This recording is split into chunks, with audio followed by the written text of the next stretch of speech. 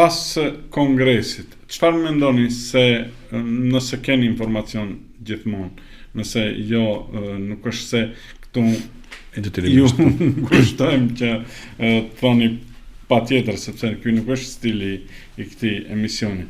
A do të vazhdojnë të funksionojnë juridikisht partitë ekzistuese? Informacione kam shumë pak, pasi që kam marrë pjesë vetëm në disa mbledhje tani të fundit për finalizimin e kongresit të cilin do ta bëjmë. Ka ata të cilët kanë qenë në kadrovik dhe në formulimin e gjithë këtij rrugtimi për vlenin që të bëhet një, do të thotë kanë edhe statutin edhe gjitha përgatitjet. Unë besoj që më veç vleni po finalizohet dhe po bëhet një. Mirë po ekskluzivitetin e gjithë këtij kongresi do t'ja lëm liderëve atë ditë kur do të jetë me 9 maj.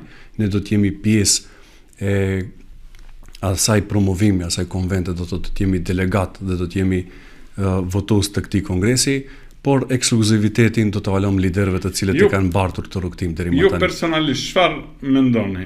A mendoni se pas këtij kongresi duhet vleni të jetë një subjekt, një parti e vetme politike dhe partit apo po themi subjektet parciale që e përbëjnë vlenin duhet të shuhen jo vetëm politikisht por edhe juridikisht.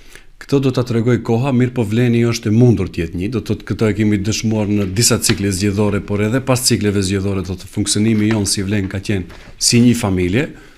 Ndonjëherë do të thotë ka pasur edhe kritika nga opozita sepse vleni nuk funksionon një.